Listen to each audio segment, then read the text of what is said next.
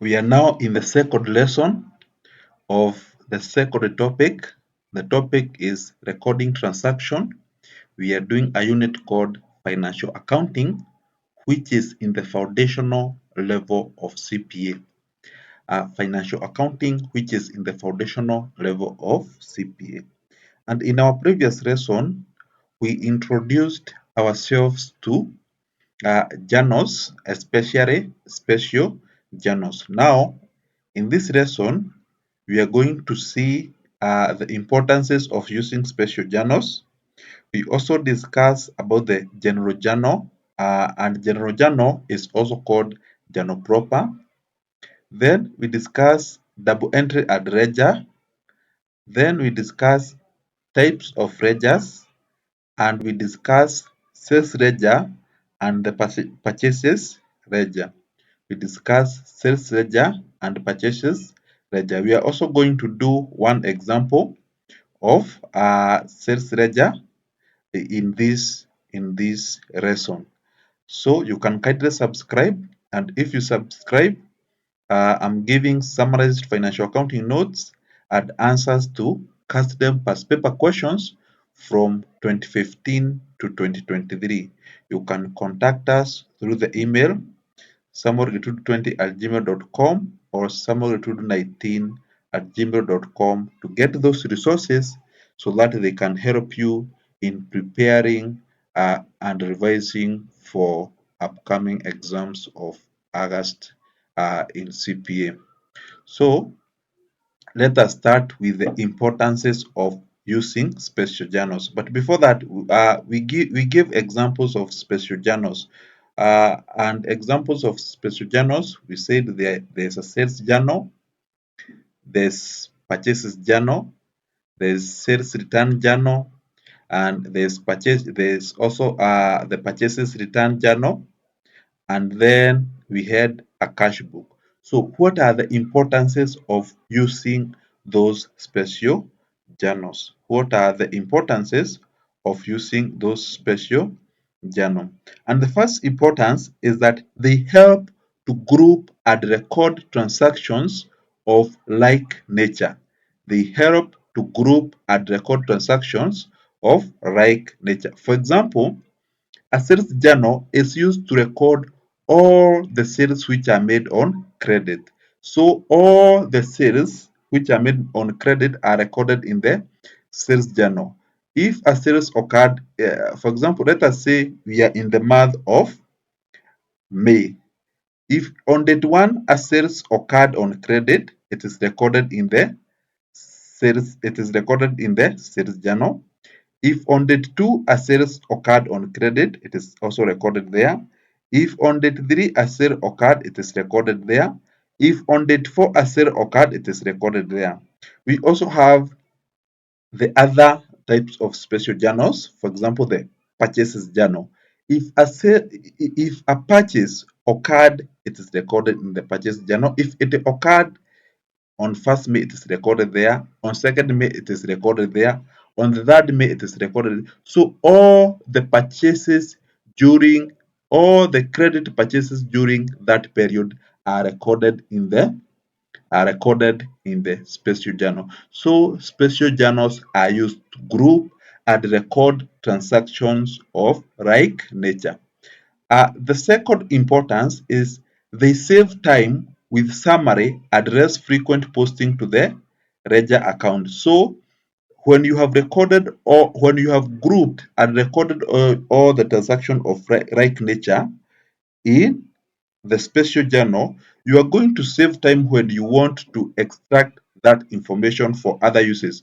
For example, for uses in posting to their relevant ledger account, and we are going to discuss about ledger account. We'll see what ledger accounts are, and also you are going to save time when extracting that information for other purposes, such as uh, posting in the trial balance, or if that information is required. The next importance of special journals is they allow businesses to have different individuals responsible for different journals, thereby increasing internal control and allocating record keeping workload. So when you are using special journals, it is very easy for the business to allocate record keeping workload to different accountants or different employees in that organization. So you find that there's an employee who is recording the purchases in the purchases, who is recording the credit purchases in the purchases journal. There's another employee who is recording sales. There's another employee who is recording cash in the cash book. There's another employee who is recording sales return in the sales return journal.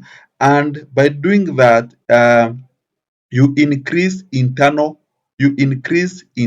control because it becomes impossible for employees to collude, because if one person is responsible for all the work, then there's a possibility that that person can embezzle some fund and work a way out of he can embezzle some fund and work a way out of hiding that kind of embezzlement. So you find that when you're using special journals, the workload is divided among many employees, which increases the level of internal control and also reduces the workload among the employees. So those are the importances of using special journals. Then we go to general journal, which we also said it is called journal proper. And we say that general journal is used to record unusual or infrequent type of transaction. This transaction include, so general journal is the journal in which all the other transactions which cannot be recorded in the special journal are recorded. So all transactions which cannot be recorded in special journals, they are recorded in the general journal. And these transactions, they include, so if an exam is set and you are requested to give the uses of general journals, then you are going to give the following use. So these uses are the general journals. So the general journal is used to record transactions such as depreciation entries, correcting errors, adjustment entries, purchase of fixed asset on credit, sale of fixed asset on credit, crossing entry, writing off asset from the accounting, such as writing off bad debt. So depreciation entries is when an asset in the organization is being reduced in value. So that kind of, there's no special journal for that kind of transaction. So that kind of transaction is recorded in the general journal. When you come to correcting errors, for example, an accountant has made an error during recording a transaction. So to correct that error, it need another, it needs a journal entry. So that journal entry, for example, if the accountant has overstated purchases, remember purchases on credit. Remember, purchases on credit, they are recorded in the purchase journal. But here there's an error. Over the accountant overcasted the purchases. The accountant overcasted the purchases. Therefore, that is an error. To correct that an error, we are going uh, to record a journal entry in the general journal correcting that an error by uh, by reducing the purchases by the amount in which they have been overcasted. So that journal entry will be recorded in the it will be recorded in the general journal, or what we call the journal proper. Then adjustment entries, if there are some adjustment which need to be done in the financial statement, those adjustment of if there are adjustments which need to be done to some of the figures, they are recorded in the journal. They are recorded in the journal proper, or what we call the general journal. Then purchase of fixed asset on credit. If an asset, for example, a motor vehicle, is purchased on credit, to purchase on credit means that you have not paid cash, you pay the cash later, then that kind of a transaction is recorded in the general journal, or what we call journal proper. If there is a sale of fixed asset on credit, your business or your company or your firm has sold a fixed asset on credit. For example, a motor vehicle, they have sold it on credit, which means that you have not received cash for that fixed asset. Then that kind of transaction is recorded in the general journal, or what we call the journal proper. Then when you come to the closing entries mostly occurs in items which are found in the income statement. For example, expenses. So at the end of the accounting period, those accounts, they have to be closed. If an account is closed, for example, the expense account is closed, then the balance, then that is when it is closed, that is what we call a closing entry. So if there is any balance, then it is recorded in the general journal, or what we call the journal proper.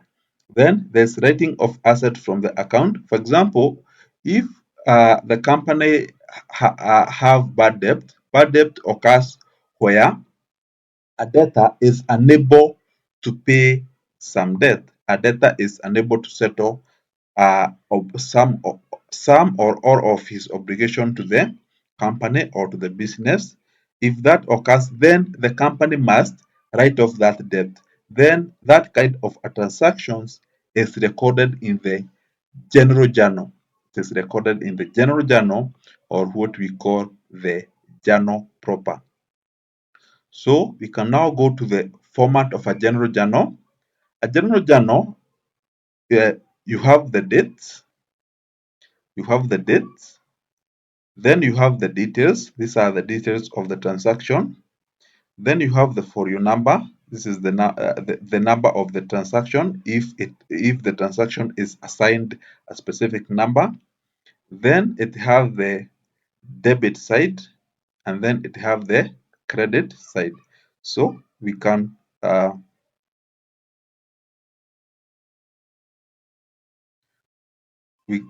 do an example here. We can do an example here of recording a transaction in the general journal. So let us do this example. For example, QLT Company Limited purchased a motor vehicle on 15th April 2023 from Zenu Motors at a cost of cash 300,000. The motor vehicle was purchased on credit. Record this transaction. Record this transaction in journal proper. Record this transaction in journal proper. We have said that journal proper is the other name for general journal. So here, the transaction occurred on 15th. The transaction occurred on 15th April 2023. Then we go to the detail of the transaction. We have it is a motor vehicle which was purchased. So we record the motor vehicle here. Because the asset have increased, we record 300,000. Then this motor vehicle was purchased on credit from QLT company. So we can record, no, QLT company is the company now which is purchasing the motor vehicle. So this motor vehicle was purchased from Zenu Motors at a cost of cash 300. So we record here Zenu Motors, which are who are now creditor. Zenu Motors They are creditors. They are creditors now, 300,000, and we give the description.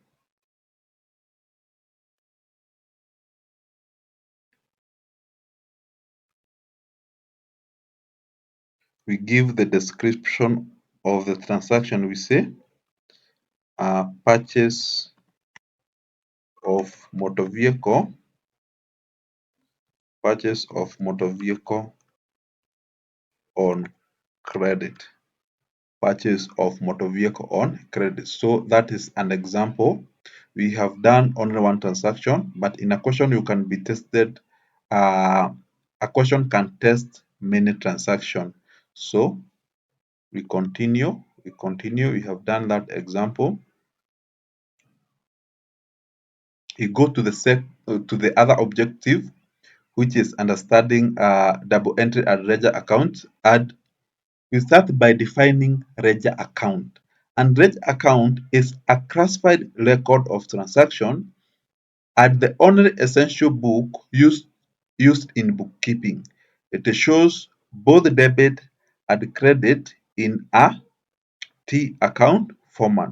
So ledger account ledger account is a classified record of transaction and they are very essential book in bookkeeping. So they have both the debit and the credit entry in a T account format. So when we are talking about a T account format, we are talking of a format like this. So this is a ledger. This is a T account format. So it have the debit side and then it have the credit side. So simply this is what we call a ledger. This is a format of a ledger account. Then we continue and see the types of ledger accounts, and there are two types of ledger account. And the first one, we have the personal account. And the personal account, we say they are accounts opened by the trader with various persons whom he transact business with.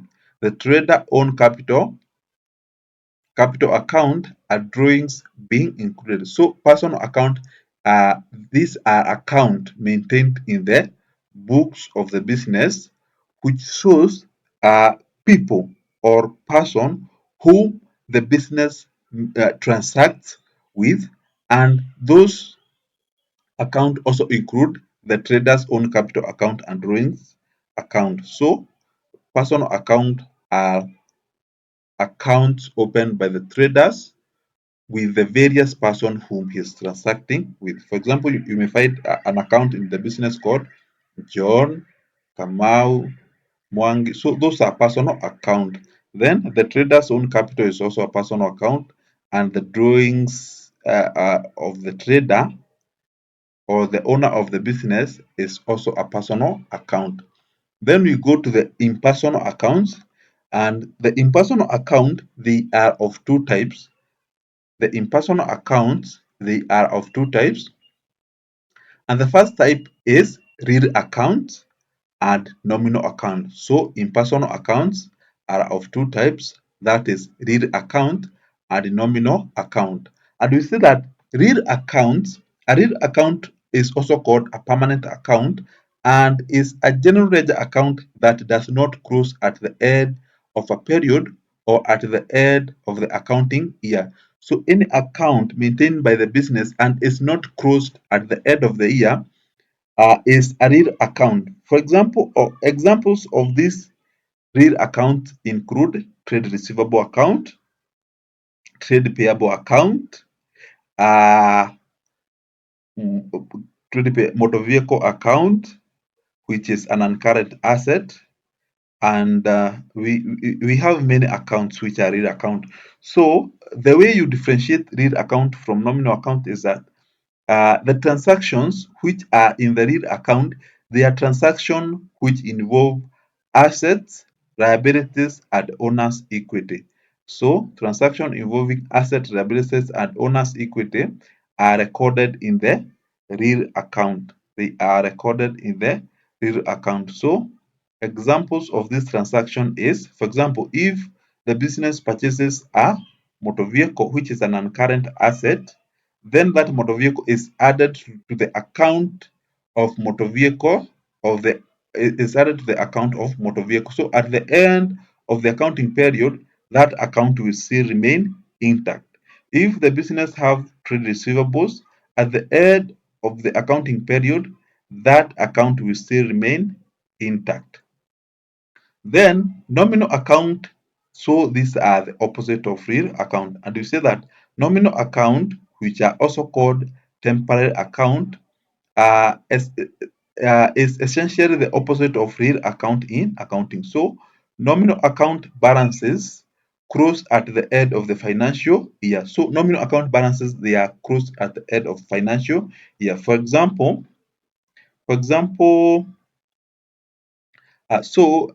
transaction mostly which are found in nominal account are transactions which involve incomes and expenses. For example, we have bad debts, salaries, rent, commission. So this account, they are included in the income statement, and at the end of the year, the income statement is closed and the profit is transferred to the statement of financial position, so that at the end of the year, the salaries, rent, and commission, so those accounts are closed. Those accounts are closed at the end of the year. That uh, that is the impersonal account, which include real account and nominal account. Then the double entry, and we say double entry is one, or the duality concept. Double entry, it involves the duality concept, is a principle in accounting.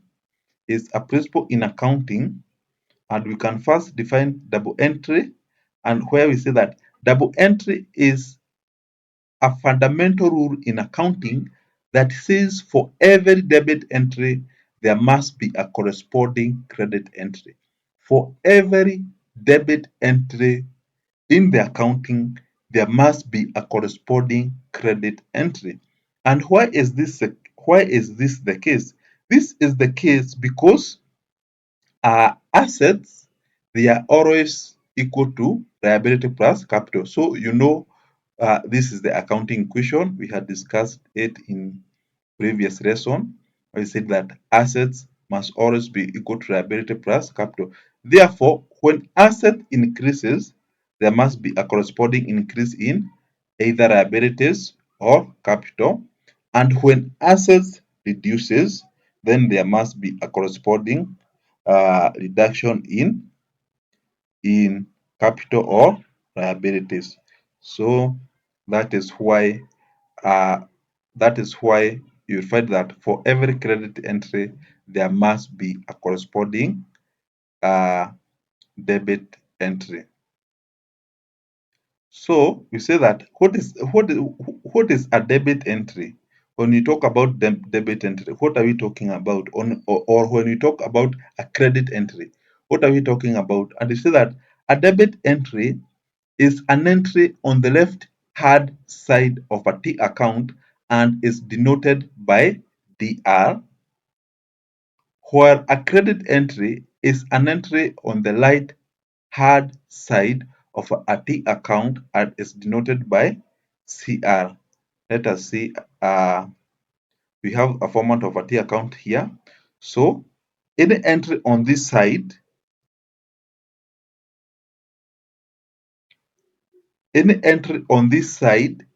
is a debit entry. So any entry on this side, which is the left hand side, is a debit entry and it is denoted by DR. Where any entry on this side, this right hand side, which is denoted by CR, is a credit entry. Any entry on this side is a credit entry. And we are going now to understand the rules which you are going to follow, or which are usually followed to determine whether an entry is a credit entry or whether an entry is a debit entry. The rules which are followed to determine whether an entry is a debit entry or a credit entry. And we say that increase in assets, expenses, and owner's drawings is recorded on the debit side, where their decrease is recorded on the credit side. So if asset increases, examples of asset include cash. So if cash increases, it will be recorded on the debit side of the it will be recorded on the debit side of the T account. So it will be recorded on the debit side of the cash account, because cash account cash account is the account in which you record cash. If expenses increases, for example, rent, then they are recorded in the debit side of the rent account. And if the owner's drawing, this occurs when the owner of a business withdraw some cash from the business for personal use, then they are recorded on the debit side of the drawings account. Then you go to, and if they reduce, then they are recorded in the credit side of their relevant account. If it is an asset, it has reduced, it is be recorded on the credit side of that asset account. If it is an expense, the same case, and during the same case. Then increase in liability, revenue, and owner's capital is recorded on the credit side, while their decrease is recorded on the debit side. So this example of liability is a loan. If the business takes a loan, and then so therefore you have a loan account. So if the business take a loan, you are going to record that loan on the credit side of the loan account.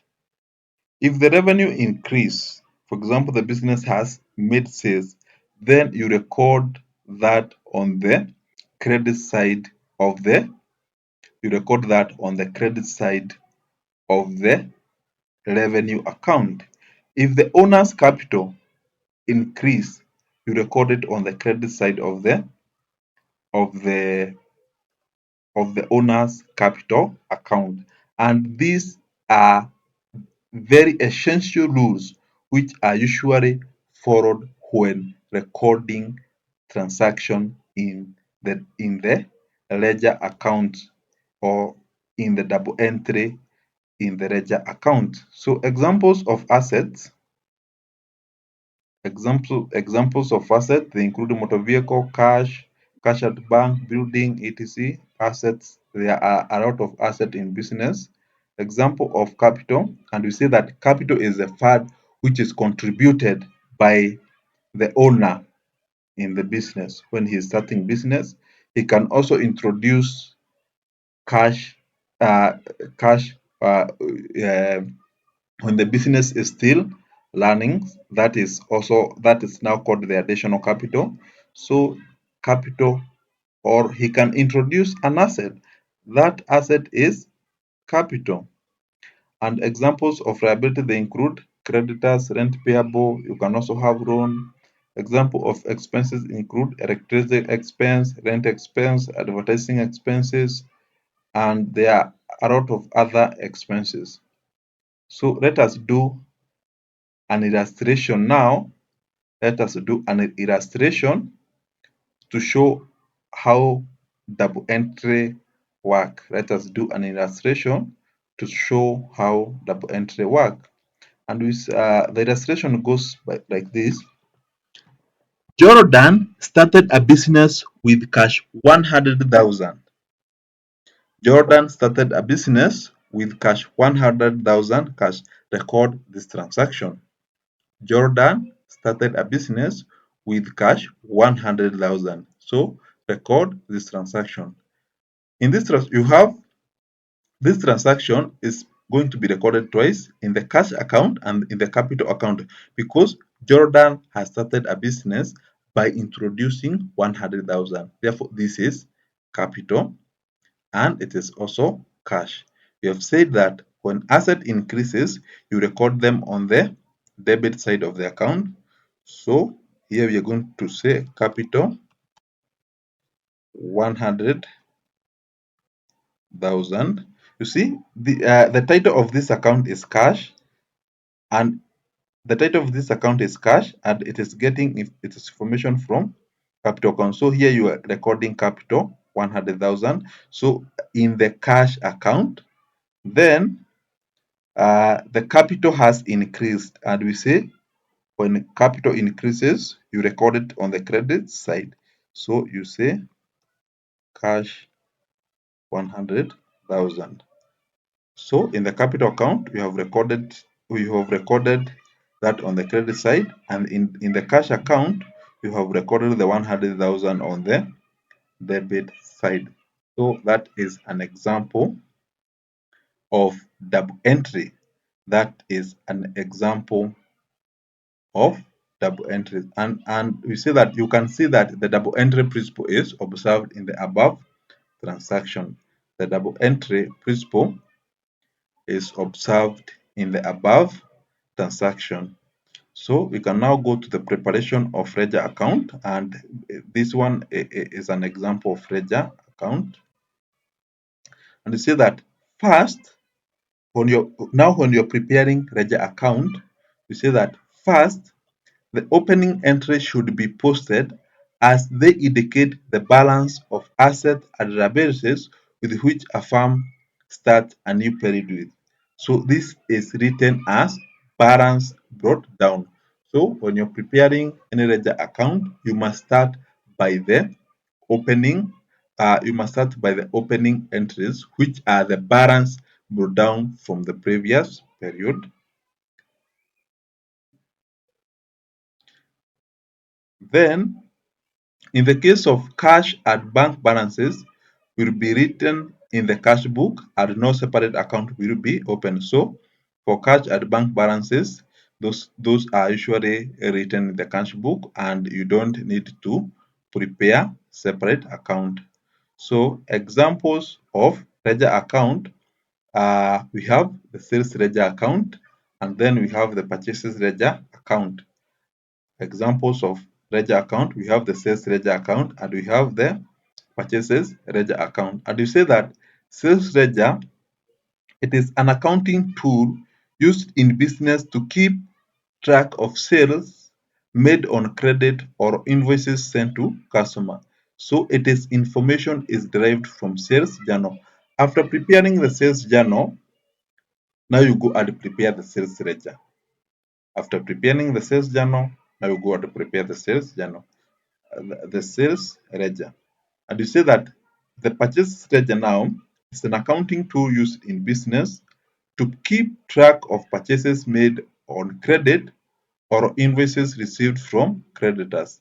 And it is information obviously will be derived from the purchases journal. So for you to understand this clearly, this sales ledger and purchases ledger, we are going to do an example. We are going to do an illustration. We are going to do an illustration to help you in understanding this very clearly. And the illustration read like this. Record the following transaction in sales journal. So you are going to first record them in the sales journal. Post to the relevant ledger accounts and to the sales ledger account. So we first start by preparing the sales journal, then we prepare the ledger account. And the first one says On 1st April 2023, credit sales to Boniface cash 100. So we can record that transaction very fast in the sales journal. So 1st April 2023, not put this in bold, Boniface, there's a transaction to Boniface amounting to cash 100.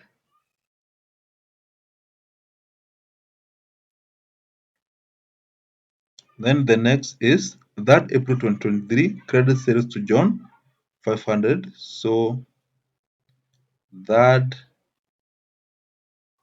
April 2023, you have credit sales to John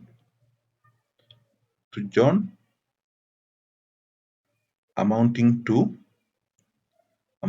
cash 500. Then 6th April 2023, credit sales to Jane amounting to cash 300. 6th April 2023, there's a sales to Jane amounting to cash 300. Then on 10th April 2023, credit sales to Boniface amounting to cash 150. So there's another credit sale to Boniface again on 10th April 2023. There's a credit sale to Boniface,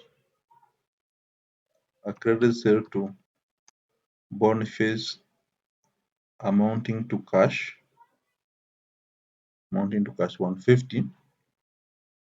Then on 17th April 2023, there's a credit sales to Sharon amounting to cash 250.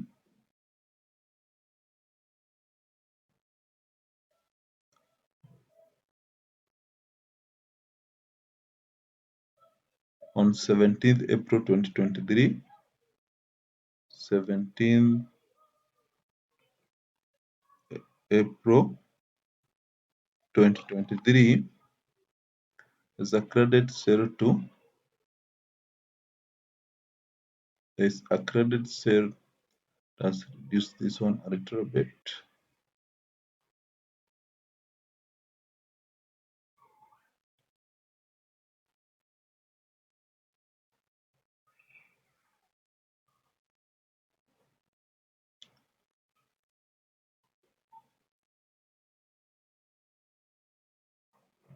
To Sharon amounting to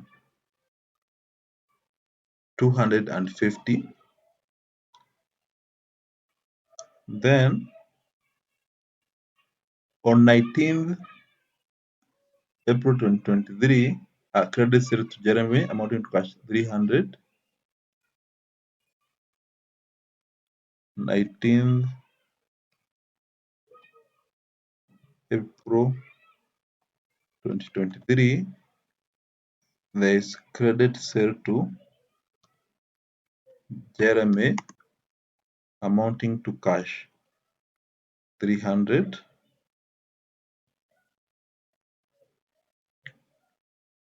Amounting to cash 300.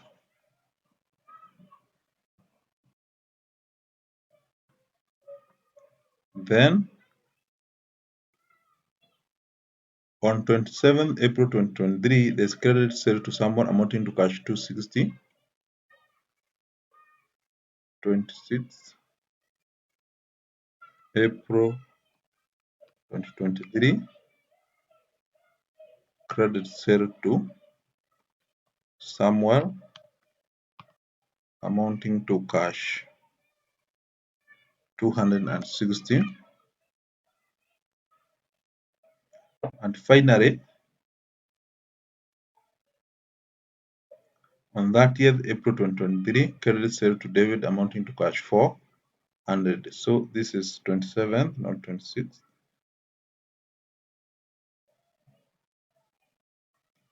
And 30th. 30th April 2023 the credit sale to debit amounting to cash 400. So we can get the total of these sales.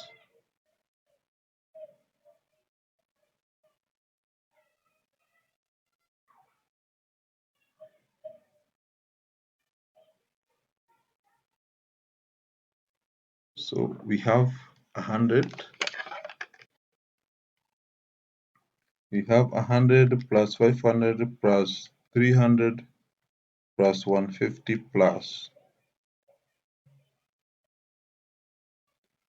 250 plus 300 plus 260 plus 400, which you get 260. Now we have recorded these transactions in the sales journal. The second requirement was to post to the relevant ledger account and to the sales ledger account. So we come here and we have the Boniface account, and in Boniface account there were two transactions on 1st and on 10th. This was 100 and this was 150. So to Boniface we have on 1st 2023 it is sales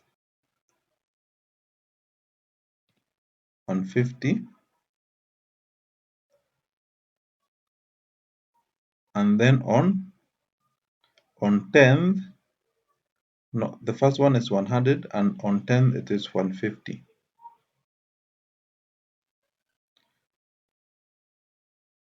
100 and on 10th it was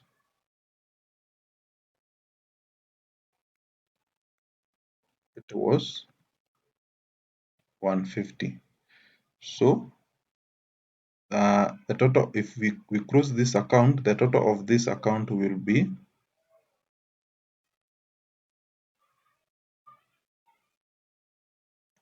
the total of this account is 250.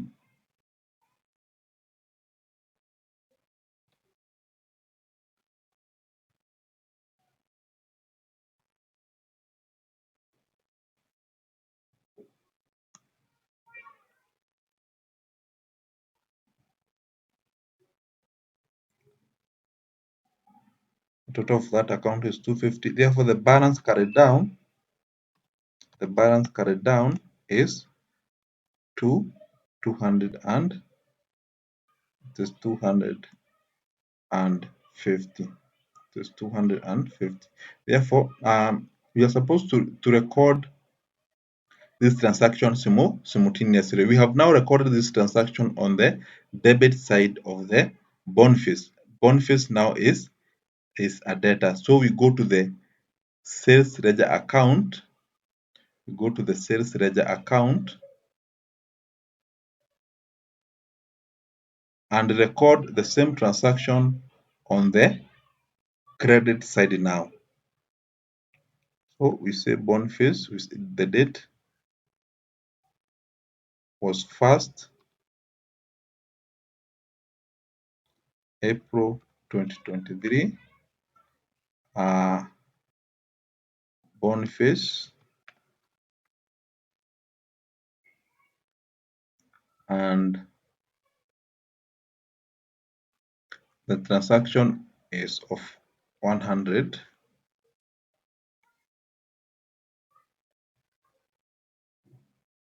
We can also record the other transaction, which is on 10th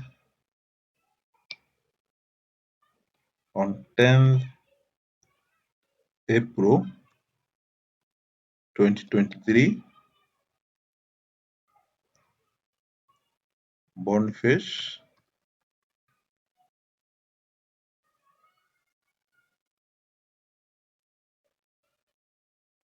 $150. We go to the second second one, which is John, 3rd April 2023, 500. So 3rd April 2023 sales 500. So the balance carried down is just the 500. You can say that the balance carried down,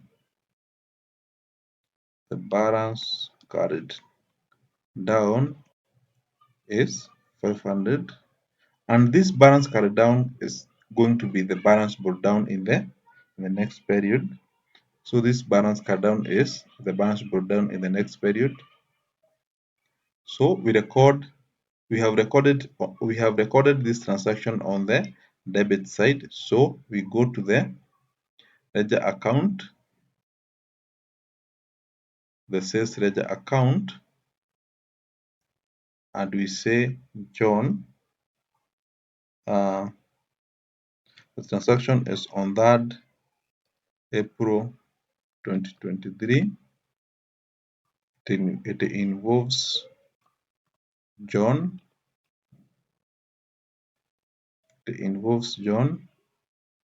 Transaction amount is 500.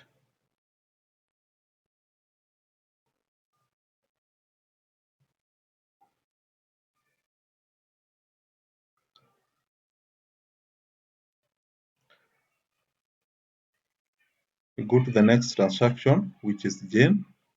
On 6th April 2023, the transaction amount is 300. So we go to Jane on 6th April 2023,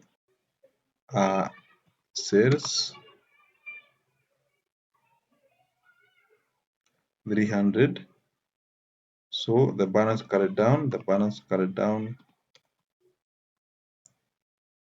is 300, and we have recorded it on the debit side, so we record it on the credit side of the sales ledger account.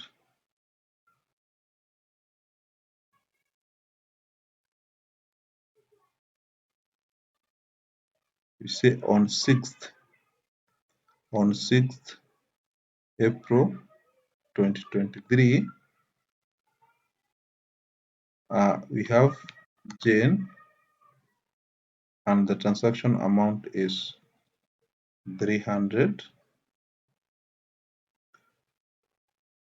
We now go to Sharon.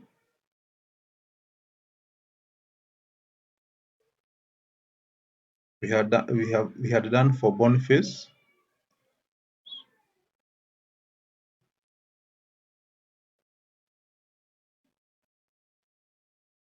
We had done this one for Boniface, so we now go to Sharon on 17th April. The transaction amount is 250. So Sharon, that is on 15th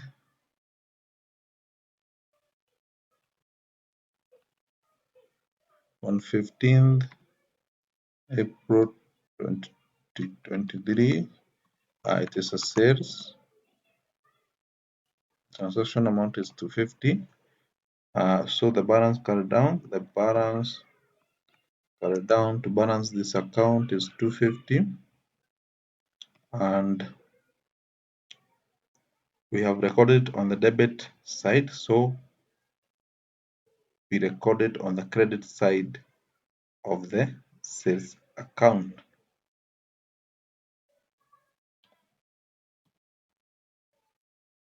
(2023), you have Sharon 250. 50.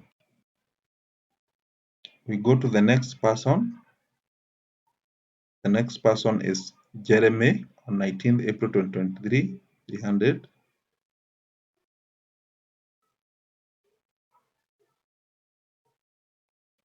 19th April 2023, sales 300. So the balance carried down is 300, and we record it on the credit side of the sales ledger account. So 19th April 2023, we have Jeremy. The transaction amount is it 300? Yeah, the transaction amount is 300. We go to the next person, who is Samuel. And Samuel on 27th, the transaction amount is 260. So we record on the debit side of Samuel. The date is on 27th April 2023. Sales, and the transaction amount is 260. So the balance carried down is 300, and we record the same on the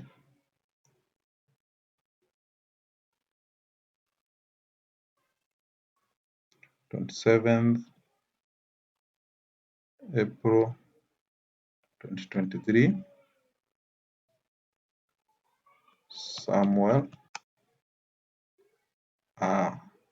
260.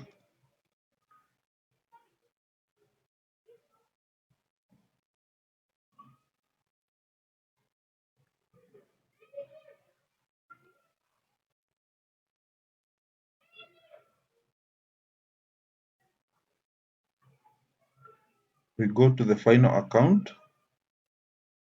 The final account is David,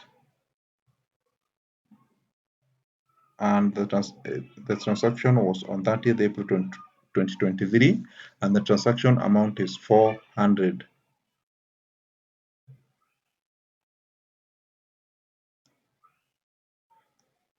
That is April 2023.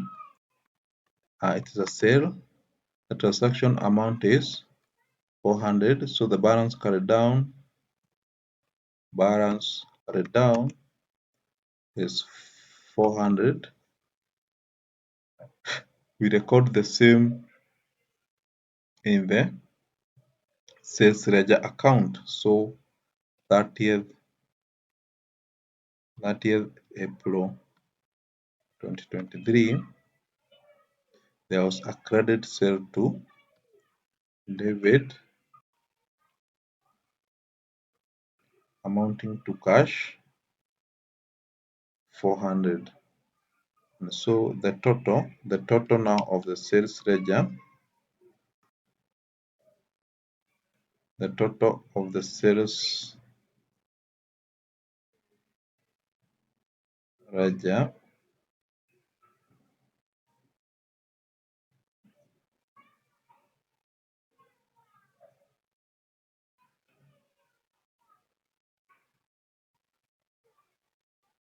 we can add this together. 100 plus 150 plus 500 plus 300 plus 250 plus 300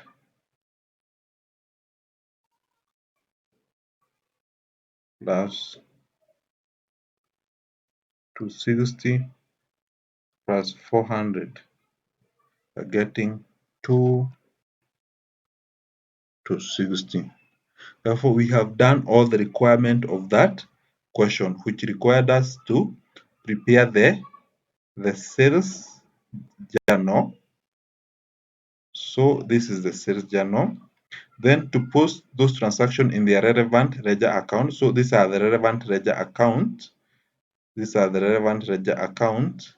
And then to post those transactions in the sales ledger account. And we have said when you are posting in the sales ledger account, you do it simultaneously with the relevant ledger account.